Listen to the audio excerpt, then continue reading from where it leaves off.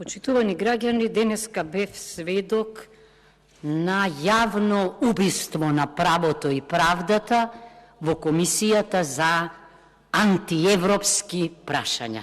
Еве зошто. Може ли да замислите да се смени кривичен законик за неколку часа? Јас не можев тоа да го замислам до денеска. Што се случи?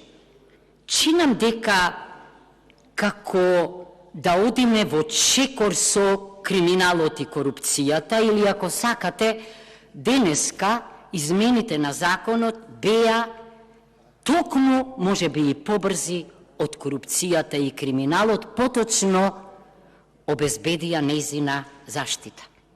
Држава која важи за држава со најспора правда, речиси недостижна, има најбрза постапка, згора именувана како експертска.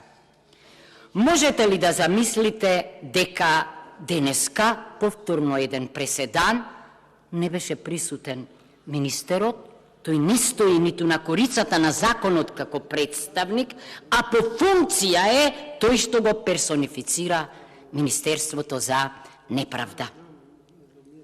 Уште не можам да се соземам, бидејќи на корицата пишува дека законот произлегува од националната програма за усвојување на правото на ЕУ, ама нема ниту член, ниту став со кој што се усогласува.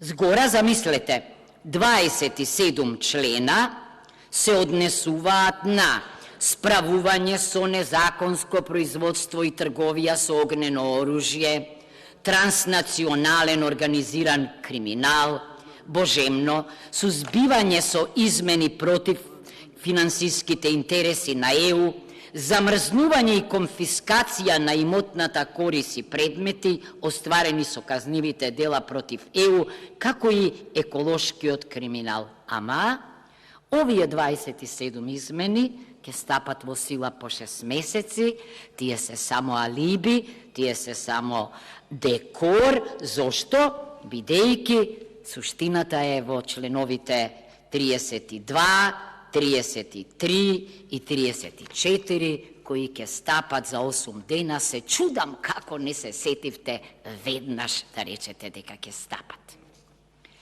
Јасно е која е основната причина за донесувањето на овие измени. И како што обично бива, на местото на злосторството ќе се чуе вистинската причина. Така и овој пат во самиот закон. И јас ве уверувам дека, како што на Универзитетот Колумбија се изучуваше како се крши правото, во нашиот суд ќе се изучува како се злоупотреби денеска службената функција за да се донесат законски измени за неколку сати. Еве зошто. Во законот се вели дека, или заменик министерката тоа го афирмираше, дека се работи на нов кривичен законник, сите тоа го знаеме, моите колеги се тамо, супер активни. Зошто? Врз основа на нов концепт, за да се фокусираме и инкорпорираме на усогласувањето со меѓународните и ЕУ стандарди. Се разбира, се уште пишува во законот дека процесот е обемен и сложен и постапката ќе трае долго.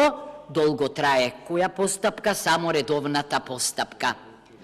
Меѓутоа денеска ниту имаше редовна постапка, ниту имаше судии, ниту имаше професори, ниту имаше адвокати, отсуствуваше јавноста. Зошто? Бидејќи еве што си напишале, значи, во законот се вели дека во меѓувреме, значи, додека комисијата вредно работи на новиот кривичен законник, во меѓувреме, граѓани, се појавиле одредени ургентни прашања за кои е целисходно да бидат регулирани за пократок период. Пазете, целисходност причина, а не владење на право, не заштита на право, правда и етика, целисходност. И пазете, ургентно било. Што е најургентно во моментов? Да се заштити криминалот и корупцијата. Значи, ова е уште еден фројдовски доказ. Што се случи? Овој закон обезбедува механизам за потенцијална амнестија на оние за кои секој ден слушаме што прават. Овие измени се маска се 27-те божемни европски измени, меѓутоа суштината се однесува само и само на 3 члена: 32, 33 и 34. Со членот 32 се менува членот 35, зошто сега се утврдува дека за да може да зборуваме за злоупотреба на службената функција, треба, значи, да има намера, не баре има криминал и корупција од небрежност. Може би и тоа ќе се случи еден ден. Значи, ако рај за корупција е нашата земја, тогаш наместо во пеколот заради кршењето, овие луѓе денеска ќе си мирно ќе си продолжат со корупцијата и криминалот. Следниот член е членот 33, кој што се менува членот 353в, и што е овдека суштината?